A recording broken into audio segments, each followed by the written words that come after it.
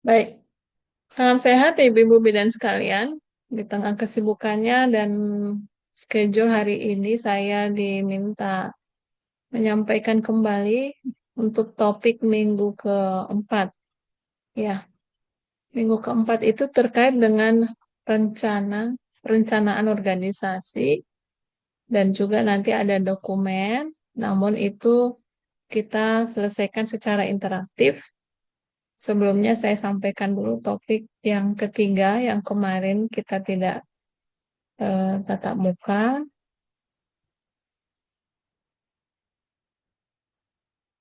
Ini zoom hanya 40 menit. Saya usahakan selesai dalam waktu 40 menit. Nah, ini pertemuan kita yang ketiga kemarin tentang peran dan strategi pemimpin dan organisasi. Baik, eh, teman-teman sejawat sekalian, sekali lagi teman-teman kita semua adalah leader. Ya, kita adalah leader yang mana sekalipun kita selaku bidan di PMB, kita pasti punya anggota. Ya, kita punya anggota karena yang memiliki PMB-nya tentunya kita. Atau kalau kita sebagai pekerja atau karyawan, sama juga kita ada dalam sebuah organisasi. Terlebih di dalam sebuah organisasi itu kita diberikan amanah untuk memimpin satu unit, misal sebagai kepala ruangan atau sebagai bidan koordinator di puskesmas atau sebagai bidan penanggung jawab apa PPI, pencegahan penanganan pencegahan infeksi, ya, atau penanggung jawab dalam pengelolaan imunisasi gitu ya. Itu eh, tim itu individu-individu yang berada dalam sebuah teamwork itu bisa disebut sebagai organisasi kecil gitu ya. Organisasi kecil bukan berarti organisasi dalam organisasi bukan. Tetapi dalam organisasi yang besar itu diturunkan ke dalam tim-tim atau tim pokja, ya kelompok kerja itu sudah tentu pastinya ada eh, perangkat di organisasi, ada ketua pokjanya ya, lalu ada wakil atau sekretaris, merangkap sekretaris biasanya juga merangkap anggota. Minimal dia terdiri dari tiga, biasanya ya tim pokja, kelompok kerja gitu. Apakah di puskesmas ataukah itu di PMB, itu ada tim pokjanya. Baik. Nah, apa peran dan strategi pemimpin dalam organisasi? Ya, peran itu adalah penggerak, ya. Artinya seorang pemimpin itu dia seorang adalah penggerak utama yang mengarahkan organisasi menuju tujuan. Apa sih tujuan dari sebuah organisasi? Ya, yang sudah ditetapkan, maka butuh seorang pemimpin, butuh seorang leader, butuh sebuah ketua, butuh bukan sebuah, seorang ketua, atau butuh seorang kepala yang mengarahkan organisasi itu melaksanakan semua bentuk kegiatan untuk mencapai tujuan. Jadi kalau pekerjaan SDM di tim Pokjanya, ya saya ilustrasikan kelompok yang paling kecil ya, tim Pokjanya. Tujuannya misalnya dari pimpinan tertinggi ya, atau eh, direkturnya ya ada tim Pokja misalnya pengembangan SDM ya pengembangan SDM bahwa di tahun 5 tahun selama kepemimpinannya atau selama menjabat sebagai ketua SDM ini sudah harus berkembang sampai kepada eh, apa pengembangan diri misalnya sampai kepada pelatihan yang diikuti, yang mendukung kepada keberhasilan organisasi, atau SDM-nya diberikan amanah untuk mencapai kerjasama dengan mitra industri atau kerjasama dengan apa menjaring konsumen misalnya ya, itu satu tim atau satu individu di dalam tim atau satu tim Pokja lah, satu tim Pokja ini harus menghasilkan 1.000 dalam waktu 1 tahun, misal. Ya, berarti si ketua dan timnya ini sudah harus membagi kalau 1 bulan itu ada 12 bulan, 1 bulan itu ya minimal dia menghasilkan berapa konsumen, 100 ya, kalau 100 konsumen. Jangan sampai di bawah ya. Kalau 100 kali 12 mungkin eh, berapa tuh? 1.200 lebih gitu ya. Melebihi dari target itu tidak menyalahi, jangan sampai di bawah. Nah, jadi pekerjaan tim Pokja ini adalah untuk mencapai tujuan yang ditetapkan oleh organisasi. Gitu. Jadi nggak bisa melenceng. Nggak bisa melenceng, tim Pogjanya kemana, organisasinya di mana, gitu. Ya. Lalu pimpinan itu atau leader harus bisa membentuk budaya kerja. Budaya kerja itu harus bisa saling menguatkan tim. Harus bisa saling menguatkan tim. Gitu ya. Seperti apa menguatkan tim? Jadi leader itu harus mengenali timnya. Gitu. Harus mengenali timnya dan bisa menciptakan energi bagi timnya. Karena kalau tim kerja itu tidak berenergi, tidak ada hasil. Capek sendiri. Gitu. Padahal eh, kita tuh bekerja teamwork, nggak bisa kerja sendiri. Oke, membentuk budaya kerja dan mempengaruhi kinerja secara keseluruhan. Nah, itu. Jadi kita selaku leader itu menjadi pembaharu, mempengaruhi, ya mempengaruhi. Yang malas bisa menjadi rajin. Yang malas, yang sebelumnya dia tidak menghasilkan satu em, konsumen satupun, ya harus bisa dipengaruhi oleh leader, dia bersemangat untuk menghasilkan konsumen kalau itu di bidang pemasaran jasa atau barang gitu ya. Nah, itu peran seorang pemimpin. Oke, kita bahas lebih dalam lagi peran pemimpin dalam organisasi itu. Yang pertama menetapkan tujuan dan visi. Sebenarnya visi itu adalah mimpi besarnya ya, goalsnya secara besar, secara utuh ya. Tapi kalau kalau tujuan itu bisa dari satu kegiatan ada satu tujuan atau maksudnya satu tujuan dengan rincian 3 atau sampai dengan 5 kegiatan. Tapi kalau satu visi itu bisa terdiri satu atau lebih dari tujuan, gitu ya. Baik, bahwa pemimpin strategis itu harus bisa merumuskan visi yang jelas dan inspiratif. Visi yang jelas dan inspiratif. Artinya jelas itu apa ya? Jelas itu adalah di mana si pimpinan atau si leader itu ya dia menginspirasi, apa visi visi yang dirumuskan itu menginspirasi jelas, jelas bisa diukur ya, diukurnya berapa tahun gitu ya. Lalu inspiratif, kalau kita membaca sebuah visi itu tuh langsung memberikan semangat gitu ya, serta mengkomunikasikan arah strategis yang diperlukan untuk menghadapi perubahan lingkungan bisnis gitu. Bahwa kita berada dalam dunia sekuler ini kan semuanya ini apa per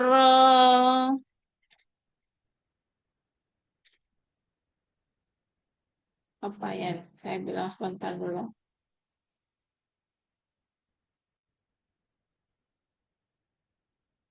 Dalam dunia sekuler ini kan kita ada dalam kompetisi ya, dalam perjuangan, lalu dalam kompetisi persaingan ya, lalu di samping kita itu ada kompetitor gitu ya, di belakang kita ada kompetitor, kita membangun bisnis PMB.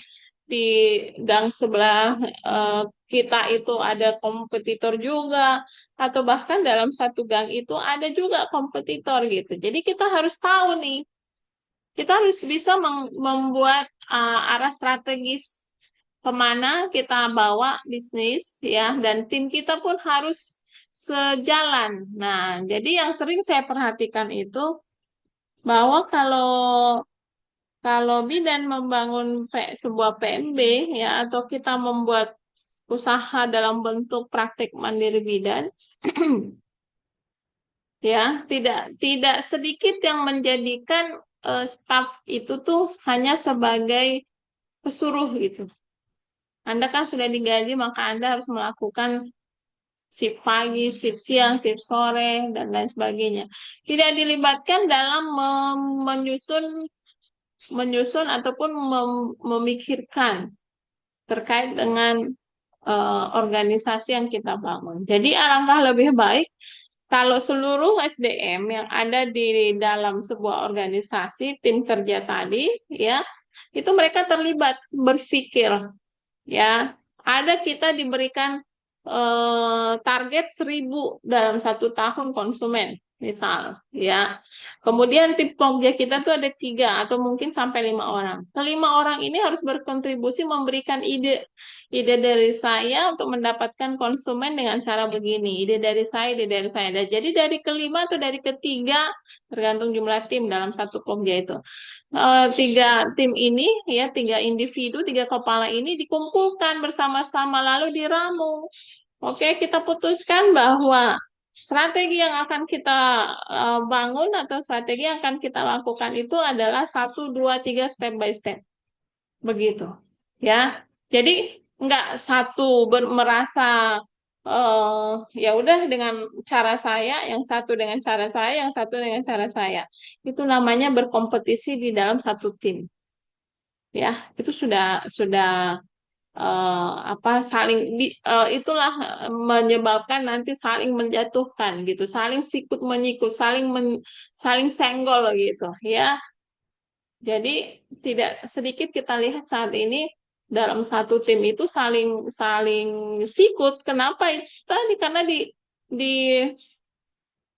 diciptakan kompetisi di dalam tim, akhirnya saling sikut ya. Sering kita lihat apa namanya, ada mata-mata lah tanda kutip ya, ada yang mengikuti tim kita yang satu apa yang dilakukannya, terus kita mencontoh karena kebetulan tim kita ini banyak yang mendatangkan gitu, kita contoh atau dilakukan apa namanya di balik layar gitu, ada tindakan yang negatif di balik layar akhirnya menurun jumlahnya dan berpindah. Nah, itu yang terjadi dalam dunia sekuler ya, dalam dunia kompetisi gitu. Jadi bersaing tidak sehat. Nah, jadi tapi kalau tujuan tadi ditetapkan bersama ya, sesuai dengan seluruh tim yang ada di dalam tim kerja itu, maka ya, itu adalah salah satu membangun tanggung jawab bersama. Oke, komitmen pada tujuan bersama. Itu tadi. Jadi jangan sampai kita selaku leader itu karena kita jadi manajernya misalnya ya, manajer atau sebagai ketua tim pokja di kelompok itu, ya udah kita memberitahukan kepada tim yang ada di kepala kita saja. Padahal dari anggota itu mungkin di kepalanya ada yang lebih lebih jitu gitu ya. Itu perlunya kita bersama-sama dengan tim. Lalu membangun tim yang kuat. Harus bisa memberdayakan dan memotivasi anggota tim dengan membagikan tugas dan tanggung jawab. Gitu lagi, sekali lagi, bukan kita menjadikan tim itu adalah pesuruh kita ataupun anak buah gitu ya, tetapi bersama-sama dengan tim kita merumuskan tujuan bersama lalu membagi tanggung jawab. Oke, kita sudah putuskan bahwa cara kita atau strategi kita untuk menjaring konsumen adalah 1, 2, 3, 4, 5. Tanggung jawabnya si A di lokasi ini, tanggung jawabnya si B di lokasi ini, tanggung jawab si C di lokasi lain. Gitu. Dengan melakukan strategi yang sama. Karena kan dibangun bersama strateginya, tujuannya juga dibangun bersama. Tinggal dibagi-bagi, dipetakan, ya, tim satu atau individu yang satu dari area titik utara sampai ke area titik selatan. Kalau yang ini, nah seperti itu kurang lebih. Mereka harus membangun kerja sama tim yang saling, nah harus saling melengkapi. Itu tadi saya bilang. Kalau sudah sampai terjadi kompetisi dalam satu tim Pokja itu, udah sikut menyikut, udah saling memakan, udah saling menghancurkan teman. Itu yang banyak kita lihat sekarang. Oke, nah, jadi supaya apa namanya organisasi kita bertahan kuat, ya maka tim itu harus bertanggung jawab terhadap kelompok kerjanya dan untuk apa bertanggung jawab juga untuk organisasi secara besarnya gitu karena dia melakukan tujuan yang ditetapkan bersama-sama ya bertanggung jawab untuk mencapai tujuan yang ditetapkan juga bersama-sama jadi bukan dianggap sebagai apa gitu ya hanya sebagai penerima perintah enggak ya lalu em, saling melengkapi ya mencapai kinerja optimal. Kemudian yang ketiga, memotivasi dan memberdayakan anggota. Pemimpin atau leader itu harus bisa memotivasi. Seperti apapun itu anggotanya, seperti apapun karakter anggota timnya. Ya, jangan sampai kita sebagai leader anggota nih misalnya ya baru pemilihan ketua Pokja lah misalnya, baru pemilihan ketua tim. Oke, lalu ketua tim ini sudah menggunakan kita pernah bahas menggunakan kekuasaan gitu. Wah, ini tinggal membabi buta para anggota timnya untuk bekerja. Itu nggak akan bertahan lama karena lelah. Kita yang selalu diperintah, lalu selalu apa kadang dievaluasi pun tidak, tetapi selalu menuntut hasil, hasil, hasil dan hasil, itu anggota timnya akan lelah. Ya, anggota timnya akan lelah, maka kinerjanya akan menurun. Tapi beda halnya kalau misalnya tim anggota tadi itu dilibatkan merumuskan tujuan, merumuskan strategi, lalu menyusun target bahwa 1 bulan itu 100, ya. Dari anggota tim satu dia ada 30, anggota tim 2 30, anggota tim 3 30, dan kita sebagai leader itu merumuskan bagaimana 100 itu dicapai oleh kita bertiga dalam satu tim itu. Gitu. Tapi bagaimana kalau tim yang satu misalnya eh dia hanya dapat 15 padahal sudah mendekati deadline 1 bulan gitu. Nah, itu dievaluasi, di dicek ada apa dengan tim yang hanya mendapatkan 15 ini. Sementara yang satu itu sudah mendapatkan 55 misalnya, sudah lebih dari target dia. Nah, itu dievaluasi kemungkinan apakah bahwa apa yang menyukai konsumen atau pengguna barang atau alat di lokasi si tim 2 itu lebih banyak dibandingkan dengan tim di lokasi tim 3 gitu ya. Atau mungkin komunikasi yang belum bisa dilakukan oleh si anggota tim 3. Nah, ini akan harus dievaluasi. Kalau keterbatasannya dalam komunikasi, kita sebagai leader lakukan dong ya, bagaimana teknik berkomunikasi ya, berikan dia contoh-contoh untuk berkomunikasi aktif, untuk tidak merasa minder, untuk tidak merasa apa rendah diri saat memperkenalkan produk, misalnya demikian. Ya, lalu itu motivasi, berikan dorongan. Jadi dia nggak merasa, jadi dia tetap merasa dicintai gitu loh. Jadi tetap merasa bahwa dia dibutuhkan di organisasi itu, di tim itu. Ya, niscaya kalau dengan cara seperti itu leader yang apa namanya, leader yang di apa gitu ya, apa namanya, menjadi panutan, menjadi role model gitu. Ya, jadi semangat tim kerja itu terlihat dengan bagaimana leadernya atau pemimpinnya memberikan motivasi dorongan. Berikan pengakuan, ya, berikan pengakuan. eh, Mbak misalnya kita merekrut seorang bidan yang baru lulus ya lalu dalam 1 bulan itu ada pengakuan dari konsumen kita, dari klien kita. Oh, bidannya bagus gitu. Nah, kita sampaikan, kamu diakui oleh pasien ini bagus. Bisa ditingkatkan ya kompetensinya ya. Coba apa kamu yang masih masih ragu, kamu masih yang masih tremor melakukannya. Kita kaji, kita evaluasi. Dan sebaliknya, kalau bidan yang kita rekrut tadi ada pengaduan dari pasien, oh bidannya ini sering ngantuk saat mengobservasi persalinan gitu. Kita evaluasi juga, mengapa dia sering ngantuk? Kita evaluasi, apa masalahnya? Apakah dia sibuk dengan sampingannya? Mungkin dia punya pekerjaan sampingan juga sehingga nggak sempat tidur, waktu tidurnya terbatas misalnya, atau dia punya penyakit gitu. Ya, tapi kalau kita, oh pasien saya menurun nih sejak kamu ada, gitu misalnya. Pasien saya menurun sejak kamu ada, padahal saya menggaji kamu tuh bukan bukan sedikit, misalnya gitu ya. Nah, itu akan mematikan citra, padahal sesama profesi, kurang lebih itu. Oke, kemudian berikan pengakuan prestasi, ya. Prestasi, pengakuan atas prestasi, baik itu prestasi yang menurun ataupun prestasinya meningkat, kita tetap memberikan pengakuan. Artinya kita memanusiakan manusia itu. Ingat bahwa kita nggak bisa bekerja sendiri. Dengan adanya mereka, kita pun bisa mengevaluasi kinerja kita sebagai leader.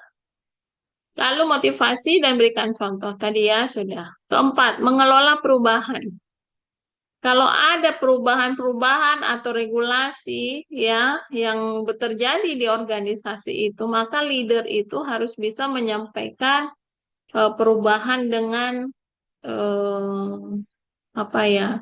Dengan komunikatif ya, bagaimana si tim kita itu bisa menerima perubahan itu dan bisa melaksanakan perubahan itu sesuai dengan yang dimau oleh direktur tertinggi, oleh pimpinan tertinggi, gitu ya. Karena tujuan perubahan itu tentunya untuk mempercepat ya, untuk mempercepat organisasi ya, apa namanya, mendapatkan satu apresiasi mungkin dari kayak sekarang kan ada akreditasi ISO ya yang harus dilakukan atau yang dilalui oleh banyak organisasi.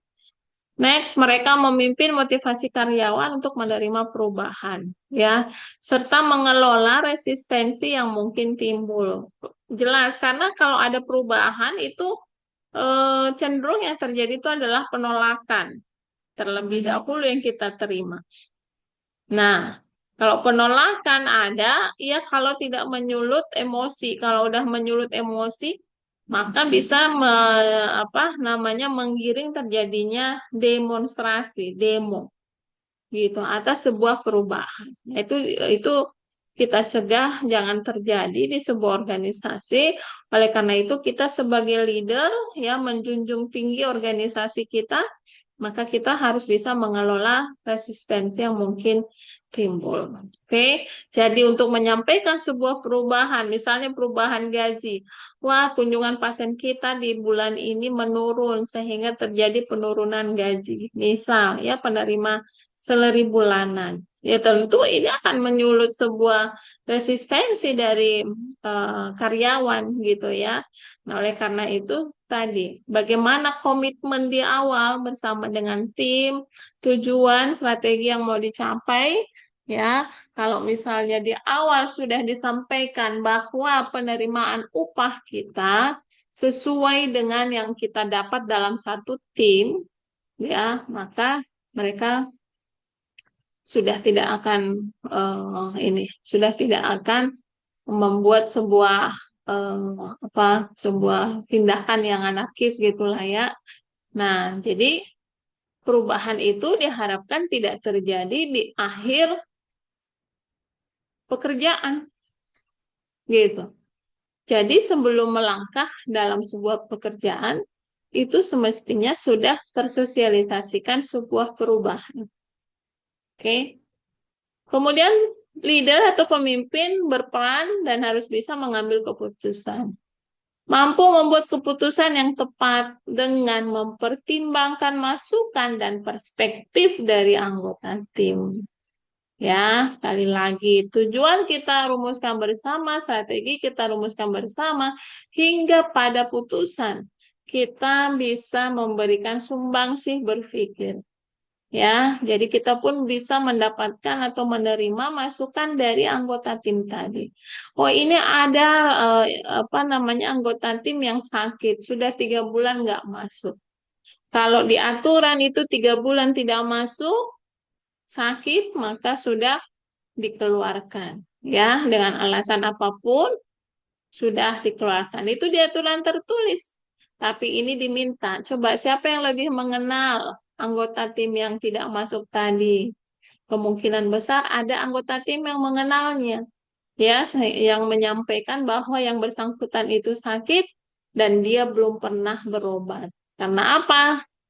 Tidak ada dana untuk berobat misalnya.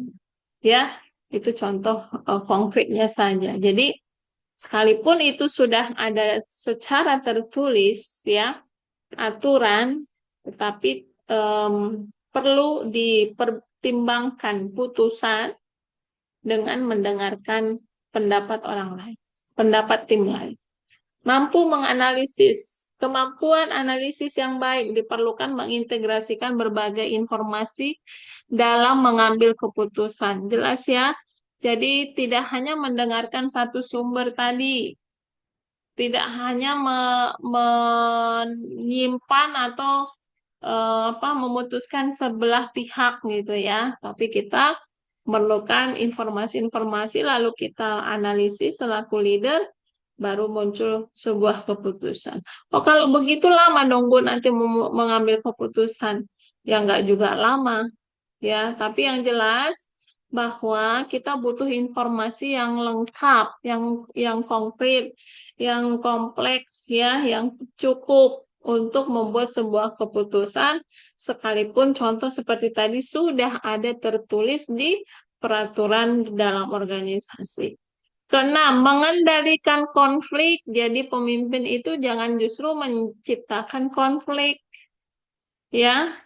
Namun konflik pun kadang nggak bisa dihindari dalam sebuah organisasi karena terdiri dari banyak kepala, ya tentu banyak asumsi pendapat, ya mas, kemudian banyak argumen, ya sehingga besar sekali dapat terjadi konflik, banyak kemauan, keinginan besar sekali bisa terjadi konflik. Jadi bukan pemimpin yang ciptakan konflik, tapi konflik itu memang sudah terjadi, sudah ada. Udah hukum alam, konflik itu bisa terjadi dalam sebuah organisasi.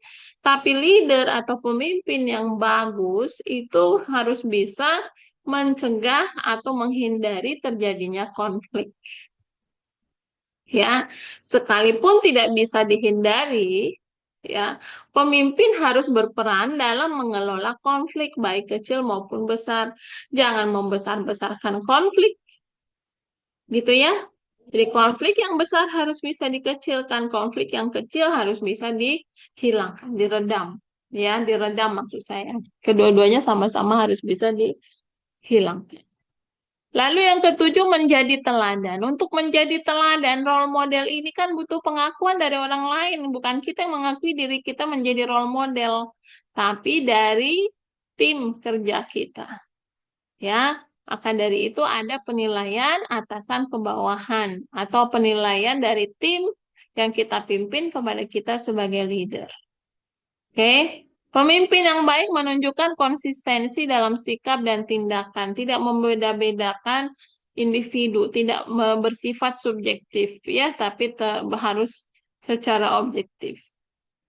Mereka juga harus memiliki integritas yang tinggi, bukan karena suapan, ya, bukan karena apa namanya kerajinan seseorang untuk memberikan sesuatu kepada leadernya, misal setiap pagi diantarkan sarapan, atau sekali sebulan dimasakkan masakan enak misalnya, ya itu namanya subjektivitas. Hal tersebut tidak diharapkan terjadi dalam organisasi. Nah, apa strategi seorang pemimpin untuk memimpin sebuah organisasi? Yang pertama harus memiliki atau mampu melakukan komunikasi efektif. Harus punya keterampilan komunikasi yang baik, ya. Bagaimana kita menyampaikan ide kita, bukan dengan marah-marah, bukan dengan maksa-maksa. Ini saya loh pimpinan Anda harus turut dengan saya, Anda harus taat dan nurut perintah saya. Nah, itu adanya di mana ya? Oke, jadi em, pemimpin itu harus memiliki keterampilan komunikasi yang baik. Ya, memang betul kita itu pemimpin, memang betul kita tuh leader, kita ketua gitu. Tapi sekali lagi, peran kita itu adalah menyampaikan informasi kepada seluruh tim. Ya, maka informasi yang kita sampaikan itu harus bisa masuk dan diterima oleh mereka. Ya, maka tidak jarang kita harus menyederhanakan kata gitu, supaya apa yang kita sampaikan itu nggak mengerti hanya di kita. Kadangkala individu atau si leader pemimpin itu, ya, dia anggap sudah sampai kepada, sudah tersosialisasikan tanggal sekian, jam sekian, tapi nggak dievaluasi. Itu timnya ngerti apa enggak? Gitu loh. Ya, jadi kita harus bisa mengevaluasi apakah tim kerja kita yang mendengarkan sosialisasi dari kita itu udah mengerti apa enggak. Apakah ide yang kita sampaikan atau maksud tujuan itu sudah tersampaikan dengan jelas ke telinga dan juga pemahaman mereka. Jadi bukan hanya sekedar mereka mendengarkan gitu ya. Bukan sekedar tersosialisasikan, tapi